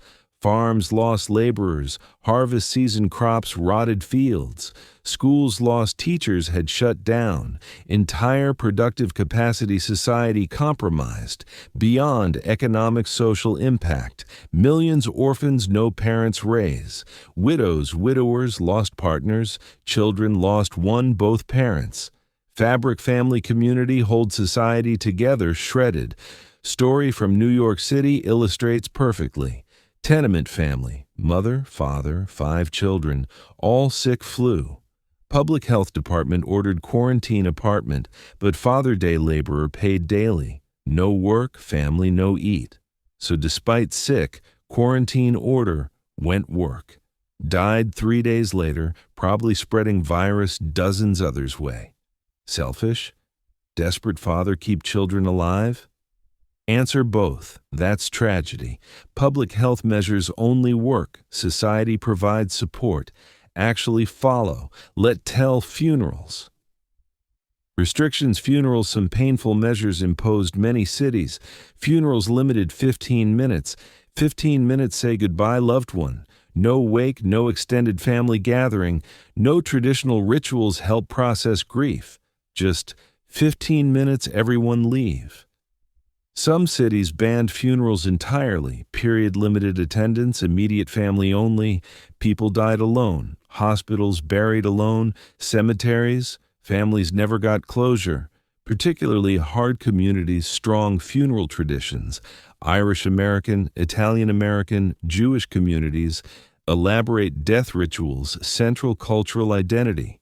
Denied mourn properly for many people, almost traumatic deaths themselves. Now, not all young adult got Spanish flu died cytokine storms. Many survived. Why? Here's where we get into limits understanding. Genetic factors probably played role. Some people's immune systems genetically predisposed to overreact, others not. Viral load probably mattered. How much virus exposed, how concentrated exposure. Overall health status mattered, even among young adults. Those better nutrition, no underlying health issues did better. Probably just random chance. Sometimes 2 people seem identical, every relevant way. Encounter same pathogen, one dies. One lives, simply cannot explain why. Randomness, unpredictability part made pandemic terrifying. Could not protect virtue, wisdom, preparedness. Young mother ate well, exercised, avoided sick people, did everything right. Could still die. Chain-smoking factory worker lived. Slum never saw a doctor might survive without complications. No justice, logic, fairness, chaos. Humans hate chaos. Want believe good behavior rewarded, bad punished. Follow rules, safe. Spanish flu destroyed illusion. Let tell one more aspect. Age-specific mortality not talked enough. Social impact. Disease kills primarily elderly. Sad, but not destabilize society. Those people already lived lives, raised children, made contributions. Disease kills primarily infants, heartbreaking. But society recover. Young parents have more children. But disease kills people 20s, 30s, tears heart society. Workers produce good services, parents raising children, teachers, nurses, police officers, farmers. People keep civilization running, dying massive numbers, economic impact staggering, families lost breadwinners, plunged poverty, businesses lost workers had close, farms lost laborers, harvest season crops rotted fields, schools lost teachers had shut down, entire productive capacity society compromised, beyond economic social impact, millions orphans no parents raise. Widows, widowers lost partners. Children lost one, both parents. Fabric family community holds society together shredded. And here's something makes even worse. These deaths preventable way war deaths not. If young man died battlefield, terrible logic. Combat dangerous, risk war. But young man died bed home disease. Felt senseless. No glory, honor, meaning. Just waste, loss. Made grief harder, process, accept. As we move toward final part story, want hold image W-shaped mortality curve, because not just statistical artifact, memorial millions young people should lived full lives, raised children, pursued careers, grown old. W-shaped curve represents not just death, potential unrealized, futures never happened, all things would done, should done, could done, erased. World emerged, 1918, shaped absence, much presence survived. We're getting close end now, moment where step back ask, what all mean? What should remember? What lessons learned or failed learn? But before answer those questions, need understand one more thing. How 1918 virus never really went away. How lives on, mutating, evolving, still killing people century later. How pandemic seemed in 1920 actually just changed form. That story virus's legacy were finish. Because Spanish flu not ancient history. With us still. Most dangerous ghost one forget haunting. Spanish flu 1918 not closed chapter dusty history book. Not relic bygone era, no relevance lives today. Virus killed 100 million people century ago never actually left. Just changed name, mutated appearance, settled long stay. Every flu season ever experienced, every flu shot ever received, every winter respiratory illness swept school office. All traces back Kansas barracks, March 1918. Spanish flu, not history, ancestry. Understanding changes everything. Let tell story, help understand mean. August 1957, new flu strain appeared Hong Kong, spread rapidly Asia, then jumped rest world. Time burned 1958. Asian flu killed between 1–2 million globally, including 70,000 Americans. Pandemic, no question. Though death toll nowhere near 1918 catastrophe, scientists studied virus discovered something remarkable. Asian flu descendant, 1918 virus. Gene Spanish flu persisted pig bird populations, reassorting mutating re-emerged form infect humans. 10 years later, happened again. 1968, new strain called Hong Kong flu emerged, killed another 1 million worldwide. Again, genetic analysis showed clear lineage back 1918. Then 2009, so-called swine flu pandemic swept world. H1N1 virus, yet another descendant 1918 strain, carrying genetic material traced directly original pandemic virus. World Health Organization estimated 2009 pandemic killed between 150,000, 575,000 first year alone. See pattern. 1918 virus not disappear. Evolved, adapted, found new hosts, pigs, birds, occasionally jumping back humans. Every major flu pandemic since 1918, either direct descendant original virus reassortment involving genes. Still living scientists call 1918 pandemic era virus fundamentally changed landscape human infectious disease, still dealing consequences century later. But here's really keeps virologists. 1918 virus still out there, circulating, killing. Not original hyperlethal form.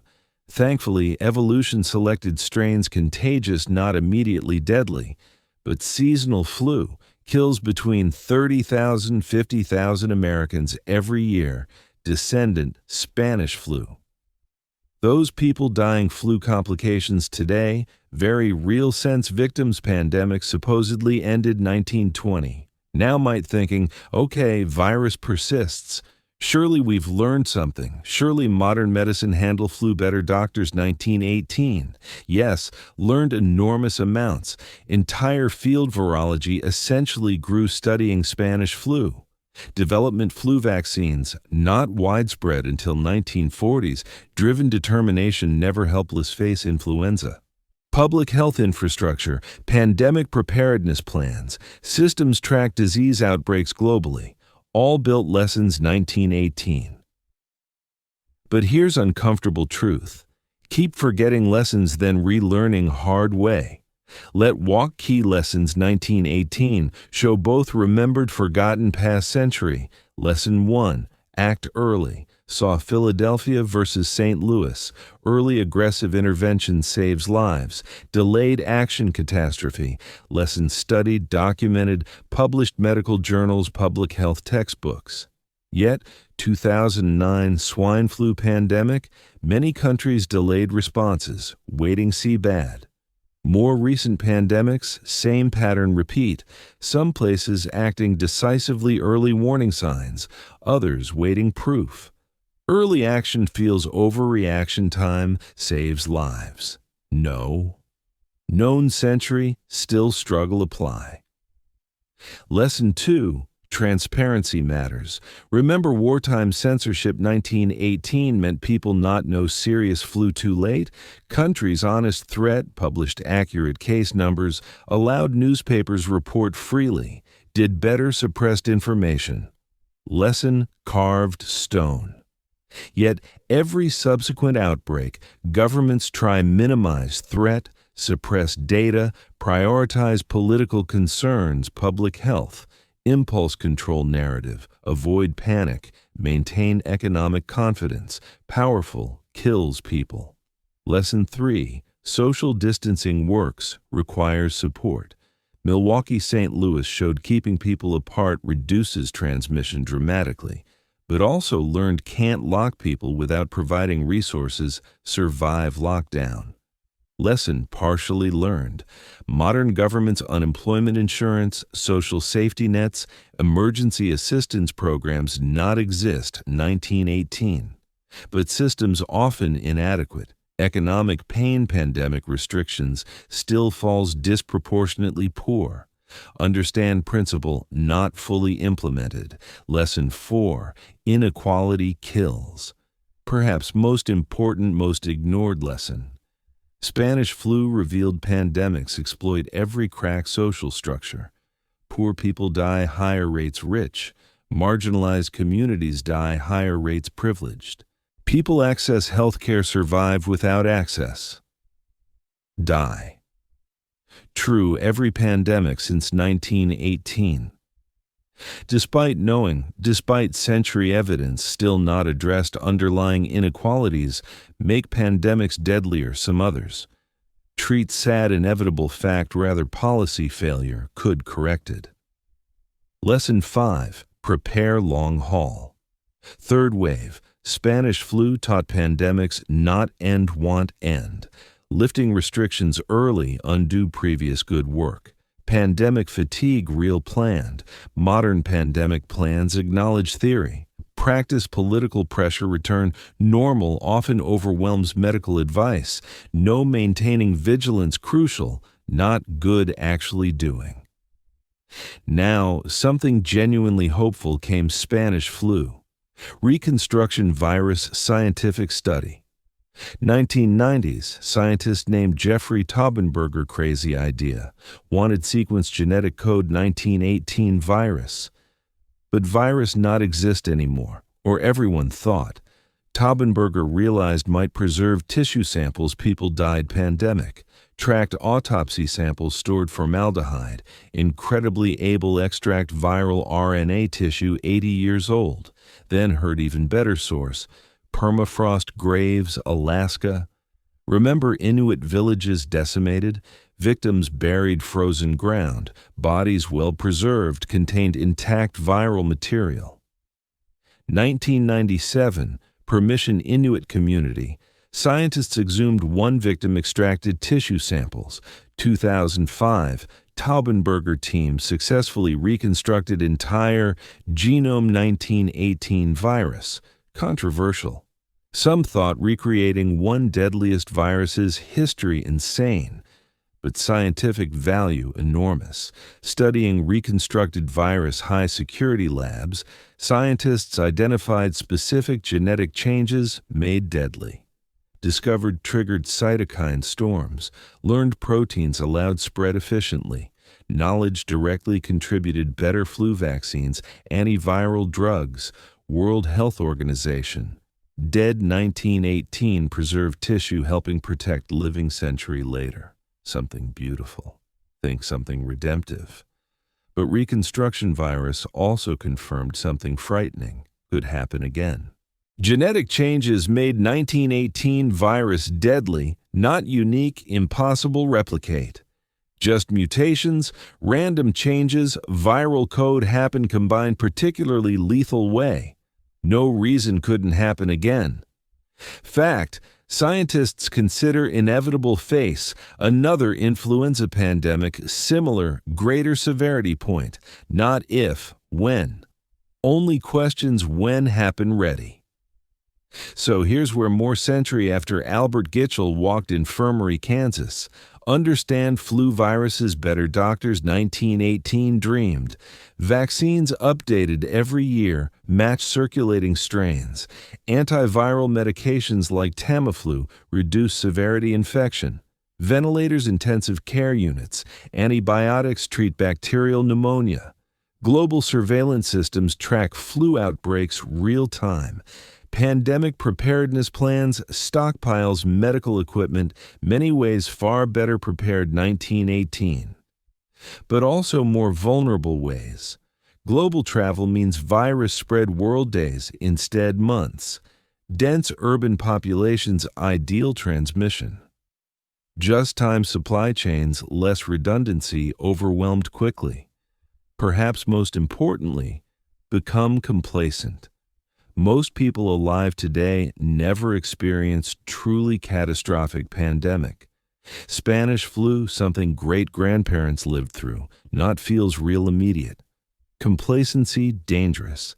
Concept disaster studies called social memory. Idea societies remember disasters about 3 generations. People lived through. Children heard stories. Grandchildren heard stories secondhand. After, memory fades. Lessons forgotten, preparations neglected. Spanish flu, now 4 or 5 generations past most people. Past point social memory means risk repeating mistakes. 1918 forgotten why lessons mattered. But hope. There always hope because telling stories. Because researchers studying history. Because Reconstruction 1918 virus given tools not exist before.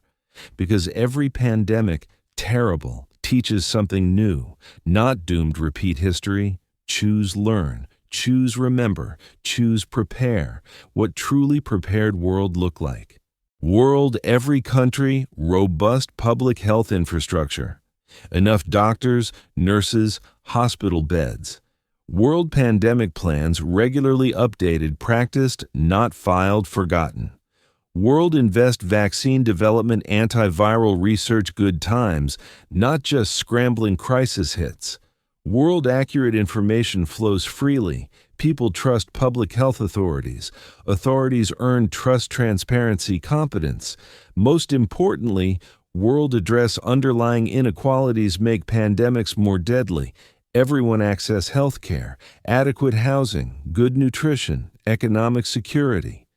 Because can't true pandemic preparedness without social justice? Living world? Not yet, but could. Knowledge exists. Technology exists. Lacking political will, sustained commitment, recognition, pandemic preparedness, not just health issue, civilization issue. Spanish flu showed unprepared happens. Given 100 years, learn lessons. Question, learned well enough. Started story, Dusty Corner, Kansas. Young cook felt cold. Traveled horror, October 1918. Mistakes, heroism, inequality, survival. Science, why strong died, weak lived. Slow fade, persistence, virus, present day. Now arrive, end journey, century, millions, deaths later. Standing moment, decide. Honor, dead, learning, deaths. Forget, invite, history, repeat. 50, 100 million died. Spanish flu, cannot speak. Cannot tell stories, warn dangers, plead, do better. But death speak volumes, choose, listen. Tell pandemics not just medical events, social catastrophes reveal exploit. Every weakness organize societies. Tell early action saves lives, even feels overreaction. Tell transparency, trust, important medicine technology. Tell inequality not just unjust deadly. Tell all connected, virus spreading remote village military barracks circle globe change history. Tell fragile, also resilient, endure unimaginable loss, still find ways care each other, hope, rebuild. Spanish flu pandemic, one defining events 20th century. Though less remembered world wars bookended, legacy lives viruses still circulate. Lessons learned forgot must learn again. Lives never lived world-shaped absence. Systems built prevent happening again.